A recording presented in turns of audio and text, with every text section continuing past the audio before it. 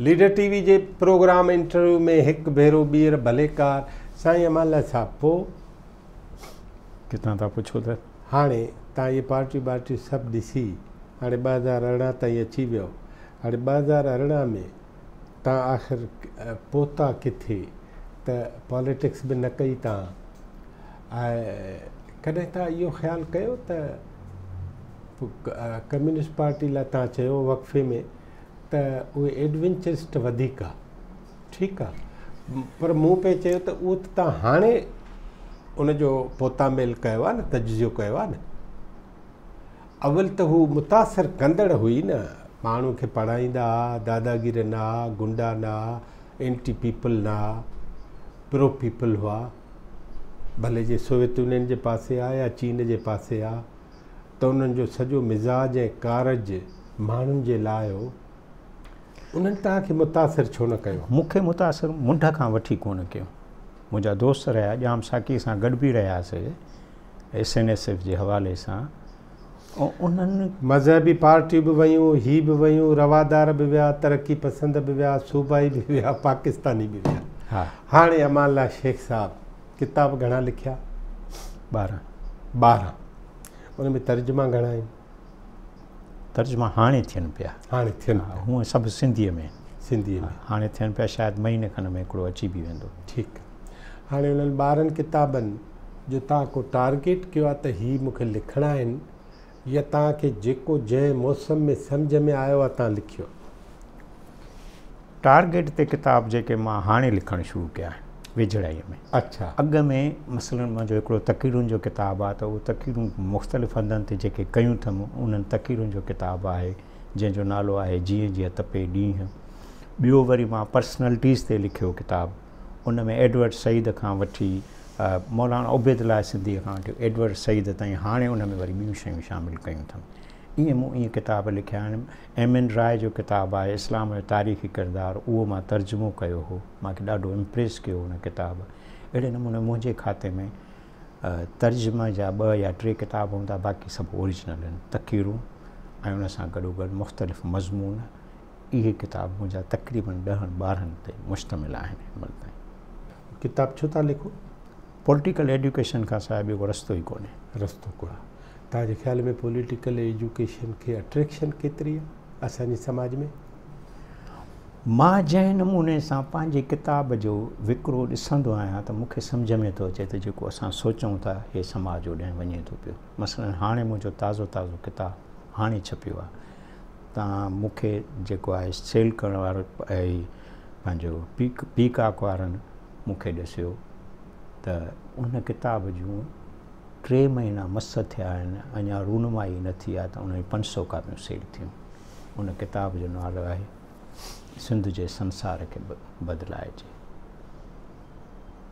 मां सिंध खे डॉक्टर तव्हां इहो पुछो था न मां सिंध खे दुनिया खां छिगल ॿेट न आहियां सम्झंदो इहो जो पलीज साहिबु चवंदो त असां सिंध जी विर्द करे जेको आहे पंहिंजो कमु था हलायूं हिकिड़ो इहो ॿियो आउं सिंध खे सम्झंदो आहियां त सिंध हिन मुल्क जो ऐं हिन सब कॉन्टिनेंट जो हिकु इनलाइटेंड हिसो आहे सिंध में तमामु पढ़ियल गढ़ियल माण्हू शऊरी तौरु तव्हां सॼे पाकिस्तान मां घुमी फिरी ईंदो त तव्हांखे इन हूंदे बि सिंध जे माण्हुनि में पॉलिटिकल वर्थ नज़र ईंदी हितां जे वर्कर खे मां ॾिसी जॾहिं मां ख़ैबर पख्तूनख्वा जे वर्कर खे ॾिसंदो आहियां पंजाब जे बलूचिस्तान हितां जो वर्कर मूंखे वधीक ॾाहो लॻंदो आहे इहा सिंध जी क्वालिटी आहे मां सम्झंदो आहियां त सिंध जेकॾहिं चाहे त सब कॉन्टिनेंट में पंहिंजो हिकिड़ो हिसो पैदा करे थी सघे पई गाइड बि करे थी सघे पई हीउ जेको मुंहिंजो ताज़ो किताबु आयो आहे मां इन कंसेप्ट में उन में मज़मून लिखिया आहिनि त how can Sindh lead the process मूंखे हिकिड़ी ॻाल्हि त ॿुधायो तव्हां त चओ सिंध पॉलिटिकली वधीक अवेयर आहे उन अवेयरनेस जे नतीजनि में आहे छा अनारकी आहे हिन वक़्तु नतीजनि में उन अवेयरनेस असांखे अनारकिस्ट कयो आहे इहो बि फेज़ आहे असांजो फेज़ आहे हा फेज़ आहे इहो होॾे छो न आयो आहे किथे KP न उते अचणो बि न आहे छो KPK जा पंहिंजा जेके आहिनि से एस्टेब्लिशमेंट सां मफ़ादात आहिनि ठीकु थियो पंजाब जेको आहे हिन वक़्तु बि हेजमनीअ में आहे बलोच जेके आहिनि से सर्वाइवल जी जंग था विढ़नि वेठा। माना हू बालादस्त आहे हा ऐं हू शेयर होल्डर आहे शेयर होल्डर ऐं ही महकूम आहे। महकूम ठीकु आहे। बलूचिस्तान मां सदाईं पंहिंजे तक़रीरुनि में चवंदो आहियां त पाकिस्तान खे जी पॉलिटिक्स खे बैलेंस करण जे लाइ सराइकी सिंधी बलोचनि जो हिकिड़ो इतिहाद ठहणु खपे जेको इन शइ खे बैलेंस करे। मुंहिंजो हिकिड़ो व्यू आहे। I don't know how it would be the possible. Politics ई कान्हे त तव्हांखे इतिहादनि जी लॻी आहे। Where is politics? मां हिकिड़ो आनक बिटो थोरो शऊर रखंदड़ वर्कर आहियां, तंहिंजे करे मां इहो सम्झंदो आहियां त हिन फेज़ मां असां गुज़रूं पिया, जंहिंखे मां तव्हां जेको वेयर इज़ पॉलिटिक्स असांजे त असां हिन अनारकी में दाख़िल थी वई आहे। सिंध अनारकी में दाख़िल थी। अमाला साहब उन अनारकिज़म मां अनारकिस्ट फेज़ मां जेकॾहिं असांखे निकिरणो आहे त को कढंदो न। उहा कढण वारी पॉलिटिक्स आहे, उहा कढण वारी लीडरशिप किथे आहे? अञा कान्हे न। हाणे अची विया आहियूं हिकिड़े अहिड़े फेज़ में असां जिते असां पॉलिटिकली नो मेन्स लैंड में था रहूं। ईअं जिते ग़ैर सियासी एटमॉस्फेयर ऐं माहौल आहे, उते ज़ाहिर आहे सॼो समुंड आहे, उन में सेहतमंद मच्छूं बि हूंदियूं, पढ़ियल ॻढ़ियल माण्हू बि हूंदा जेके किताब लिखनि था, किताब पढ़नि था। ठीकु आहे। अवां जी कुल माया ही त तव्हां किनायत पसंदि ऐं किफ़ायत शुआरी खां कमु था वठो, पर 5 करोड़ माण्हुनि में जेकॾहिं 3 करोड़ बि सिंधी हुजनि, उन्हनि 3 करोड़नि मां जेकॾहिं 1 करोड़ बि पढ़ियल हुजनि, उन 1 करोड़ पढ़ियलनि मां बि जेकॾहिं 50 लख ॿी जूं ॻाल्हियूं ॿुधण जो शौक़ु रखंदा हुजनि, उन्हनि 50 लखनि मां बि जेकॾहिं 25 लख किताब पढ़ण जो शौक़ु रखनि हा त तव्हांजो किताब 500 कापियूं ईअं या 1000 कापियूं साल में न खपे। अमर जलील चवंदो आहे त मूंखे हिन अवेयरनेस ते अजब थो लॻे त मुंहिंजो किताब 1000 कापियूं 2 सालनि में खपंदो ऐं मूंखे पब्लिशर वाह वाह कंदो, साईं अहिड़ो खापो त कंहिं किताब जो कोन्हे। सो आउं परेशान न आहियां, आउं मायूस बि न आहियां, पर मां सम्झां थो त असांखे सूरत हाल जो जाइज़ो प्रॉपर करणु खपे। उहो डॉक्टर साहिबु जेकॾहिं तव्हां इहो जेको अमर जलील साहिब वारो हवालो था ॾियो न, या जेका तव्हां ॻाल्हि था कयो, या वर्थ आहे, हिन में वज़न आहे, ईअं न आहे तव्हां हुनखे रिजेक्ट कया। उहो असांजो जेको आहे तबाह हाल थींदड़ तालीमी सिरिश्तो आहे। ठीकु थियो। वरी थो पुछां त उन तबाह हाल तालीमी सिरिश्ते खे बदिलाइण लाइ भला माण्हू ॾियो आहिनि? जवाब न आहिनि। हीउ जेको मां बार बार तव्हांजे हिन में इंटरव्यूज़ में ॻाल्हि चवंदो आहियां, असांखे कसर खाई यूनाइटेड फ्रंट ठाहिणो आहे, ॿियो को रस्तो ई कोन्हे। असां कंहिंजो यूनाइटेड फ्रंट? जेका हिते मुतबादिल फोर्स थिए, सिंध में थिए, मुल्क में थिए। मुतबादिल माना कंहिंजे ख़िलाफ़ हूंदी? पीपल्स पार्टी जे। हा ठीकु आहे। हाणे पीपल्स पार्टी खे ॾियनि सिंधी घणे में घणा वोट, जेके बि वोट ॾियनि था, उन में घणे में घणा वोट था मिलनि पीपी खे। तव्हां घणे में घणा वोट खणंदड़ पार्टी खे थियो साम्हूं। ठीकु। जिन कॾहिं पावर पॉलिटिक्स कई कान्हे। पावर पॉलिटिक्स जो बुनियाद तजुर्बाती तौरु लोकल गवर्नमेंट्स खां थिए थो। तजुर्बाती तौरु तव्हां ॾिसंदव त मुख़्तलिफ़ वज़ीर आला मां सुञाणा उहे लोकल बॉडीज़ मां आया आहिनि। मां मीर बंदे अली टालपुर ॿुधो त उहो मातली जे टाउन कमेटी जो चेयरमैन हो। साईं उहो चर्चो आहे छा? या ही रहीम बख़्श सूमरे साहब वारा, इलाही बख़्श सूमरे साहब, अल्लाह बख़्श सूमरो साहब, सैयद पाण खोड़ो, ऐं ही यूसी बामण जो पंहिंजो अलीमंद राशिदी साहब। मां इन करे थो चवां त हीउ जेको मिडिल क्लास आहे, इन मिडिल क्लास त कॾहिं बि पॉलिटिक्स जे वेझो अचण जी तकलीफ़ ई न कई आहे। न। हा न। ठीकु। हाणे 500 कापियूं खपनि, तकलीफ़ बि न कयूं यूनाइटेड फ्रंट छा ते ठाहींदव? अच्छा, पाण ई ओपन था ॻाल्हायूं, हिन में मसइलो पीपल्स पार्टी जी हामी या मुखालिफ़ या सामाई सेमाई 50-50 नथा कयूं। वरी पीपल्स पार्टी खे फ़ाइदो सभिनी ॾिनो, कुझु न करे, ठीकु, हिकिड़नि कुझु न करे ॾिनो, ॿियनि एंटी पीपल थी ॾिनो। हिकिड़ा फ़ौजुनि जा माण्हू रहिया, ज़ियाउनि जा इन्हनि जा, पर माण्हुनि चयो त यार हिन खां भुटो भलो, उन्हनि मारियो ज़िया वारनि पंहिंजे जजनि। ही त पोइ जजनि जा बि एजेंट आहे, ही त फ़ौज जा, ही त मिलिट्री जा, ही त आमिरियतुनि जा एजेंट आहे। ठीकु आहे यार, मूंखे त हीअ ॻाल्हि तव्हां समेत कोई सम्झाए ई नथो त हीअ आख़िर आहे छा। ही सिंधी माण्हू, उनजो पढ़ियल ॻढ़ियल क्लास, उनजे असां शहर रिक्लेम कया न, उहो को प्लेन थोड़े ई आहे, उहा मजबूरी आहे अमानल्ला शेख जे टिनी पुटनि जी, त उन्हनि खे नौकिरी कराची में मिलणी, दुबई में मिलणी, सऊदी अरब में मिलणी, तॾहिं हितां रवाना थिया लाड़काणे जे नवां तक ऐं बाकराणियुनि मां। इनखे तारीख़ जो जबर चइबो आहे न। जबर थियो न, इहो जबर थियो। असां त कुझु न थियासीं न। ॾिसो ॻाल्हि ॿुधो, मां अॻां बि तारीख़ जो जबर, जॾहिं तारीख़ तव्हांखे काॾे पुश करे उमाणे थी पई ऐं सभई रस्ता बंदि था थी वञनि, त तव्हां जंहिं नए माहौल में अचो था, उन में तव्हांखे साञा हुअणु खपे त मूंखे करिणो छा आहे। उहो करण वारी भला साञा जी दीनादास्ती का रियलाइज़ेशन आहे? हा आहे। अच्छा, आहे, स्केटर्ड आहे। उहो ठीकु आहे, उहो भले हुजे, आहे उहो ठीकु। मां तव्हांखे ॿुधायां त असुल में असांजो मसइलो जेको आहे सो असां पीपल्स पार्टीअ जे ख़िलाफ़ु मुतबादिल इन लाइ नथा बणिजो त असां चऊं त बाबा ही कमु था कनि, असां ही कंदासीं। असांजो सवलो कमु लधो त पीपल्स पार्टी ते यलगारूं करणु, उन सां माण्हुनि जो मिज़ाज नथो मटिजी सघे। छो त माण्हू था चवनि, जेकॾहिं तव्हीं माण्हुनि सां जॾहिं असीं ॻाल्हायूं था न, त उहे असांखे था चवनि त भाउ तव्हां मुतबादिल आहे, तव्हां कंदव छो? तव्हां हिन वक़्तु जेको तव्हां लोकल गवर्नमेंट ॾे इशारो थो कयो न, मां हिन सां 200% इतफ़ाक़ थो कयां त पावर हितां ईंदो आहे। असांजा दोस्त हिन हमेशह इंतज़ार में वेठा आहिनि त पावर मथां ईंदो आहे। पावर मथां न ईंदो आहे, पावर पब्लिक मां ईंदो आहे। डिसेंट्रलाइज़ेशन ऑफ पावर जेको थींदो आहे, उहो डेमोक्रेसी जी सूंह बि उहा आहे। हाणे मसइलनि हिते कराची में मुंहिंजे अनऑफिशियल ॼाण मुताबिक़ त असां 60 लख माण्हू रहूं था सिंधी हिते, कंहिं न कंहिं हवाले सां रहूं था, किन आबादियुनि में त असां कसरत था, पर असां ऑर्गनाइज़ न आहियूं। असांखे ऑर्गनाइज़ केरु करे, या पीपल्स पार्टी करे, उनखे इन शइ सां इंट्रस्ट कोन्हे को।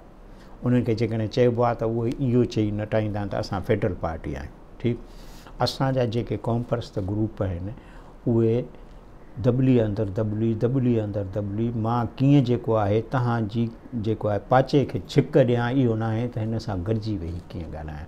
इहा कहिड़ी थींदी आहे? इहा थींदी त फ्यूडल फिनोमिना।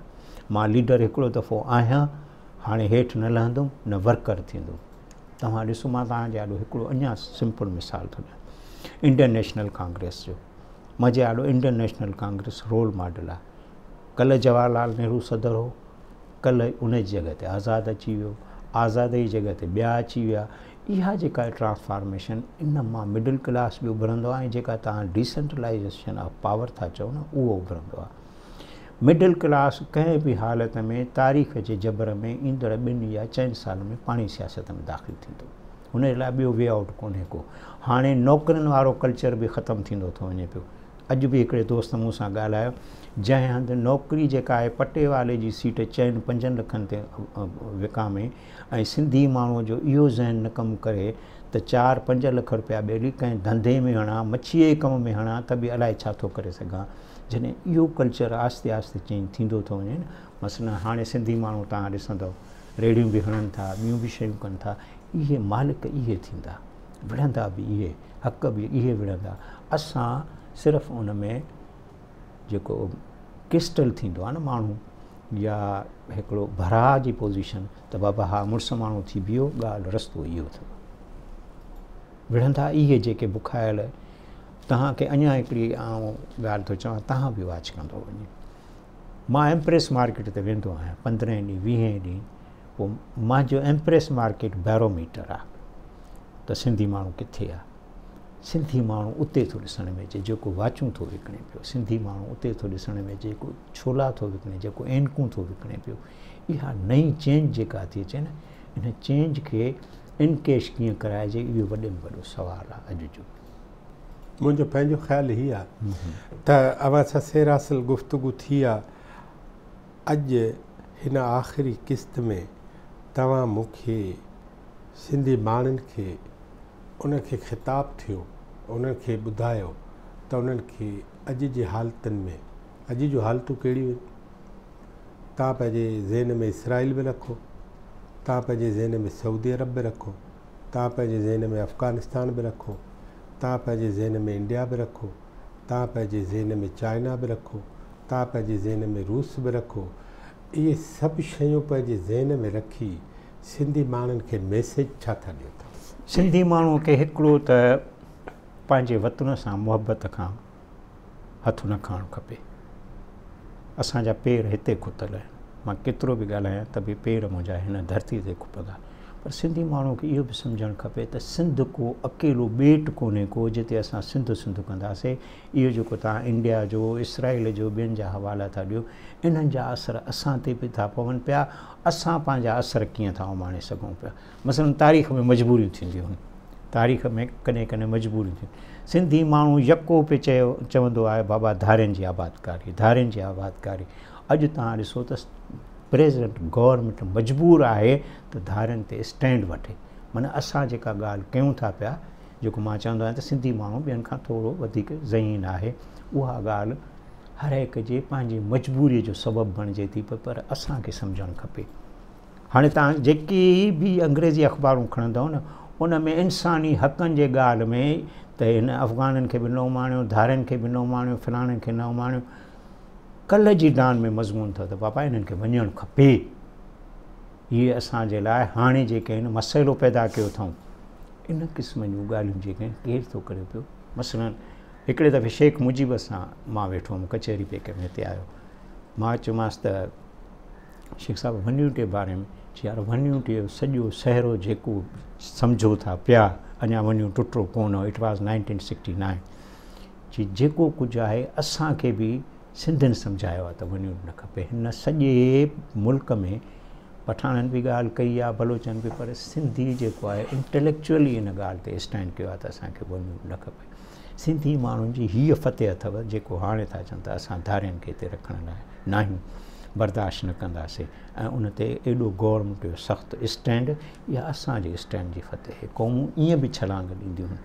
तंहिं करे आउं सम्झां थो पियो त असीं ओॾे वञूं था पिया। हा, असांजी रफ़्तार घटि आहे। ॿियो असां में हिक ॿिए खे सहप जी ॻाल्हि आहे। मसइलन मां तव्हां कंहिं पार्टीअ सां आहियो, मां कंहिं पार्टीअ सां आहियां, असांखे ज़हनी तौर इहो सम्झणु खपे त अमान लाइ खे, डॉक्टर अयूब खे, ए खे, बी खे, सी कसु कसर खाई गॾु रहणो आहे। इहो कसु कसर खाइण ई डेमोक्रेसी जी सूंह आहे।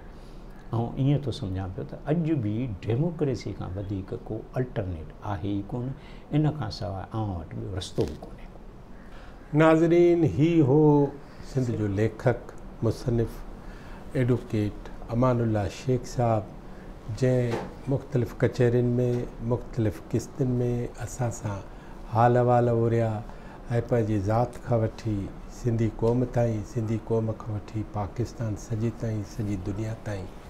ऐं आख़िर में उन जेका ॻाल्हि कई आहे त हीअ दुनिया हिक ॿिए सां लाॻापियल आहे, हिक ॿिए ते दारो मदार रखे थी, हिक ॿिए खे असरअंदाज़ कंदी रहे थी। इन करे जीअं दुनिया असां ते असरु विझे थी, तीअं सिंधी माण्हुनि खे बि एतिरो अहल थियणो पवंदो, लाइक़ु थियणो पवंदो, जीअं उहा बि सॼी दुनिया ते पंहिंजा असर क़ाइमु करे सघे ऐं असरु विझी सघे। लीडर टीवी जे हिन प्रोग्राम में कई ॻाल्हियूं अहिड़ियूं हूंदियूं जेके कई माण्हुनि खे ॾुखियूं लॻंदियूं, पर उनजो सवलो जवाबु हीअ आहे त उन्हनि समूरनि माण्हुनि खे दिलि जे गहराइनि सां असां हीअ चऊं था त उहे पाण हिन मंच ते अचनि ऐं पंहिंजो पंहिंजो मौक़िफ़ पेश कनि। असीं चाहियूं था त तारीख़ में जेके वर वकड़ ऐं फिडायूं ऐं लंगायूं आहिनि, उहे लंगायूं चङाइनि में ऐं फिडायूं सिधाइनि में तब्दील कजनि ऐं हिक ॿिए जी ॻाल्हि ॿुधणु हिक ॿिए खे बर्दाश्त करणु ऐं जंग न छकण वारे ग़ैर सिंधी रवैये खे अपनाइण ऐं अख़्तियार करण खां सवाइ सिंध न तरक़ी करे सघंदी, सिंध जा माण्हू न आज़ाद थी सघंदा ऐं न सॼो पाकिस्तान ई तरक़ी करे सघंदो। जनाब अमानुल्लाह शेख साहब, तव्हांजी वॾी महिरबानी, तव्हां असांखे टाइम ॾिनो ऐं असां तव्हांखे परे खां, तव्हां ॼण त अधु हैदराबाद ते था रहो, उतां असां तव्हांखे छॾींदा हुआसीं पंहिंजी स्टूडियो में। तव्हांजी वॾी महिरबानी। तव्हां वेंदे वेंदे कुझु बि चवणु चाहियो? गज़ब किया तेरे वादे पे एतबार किया, तमाम रात क़यामत का इंतज़ार किया। महिरबानी। वॾी महिरबानी।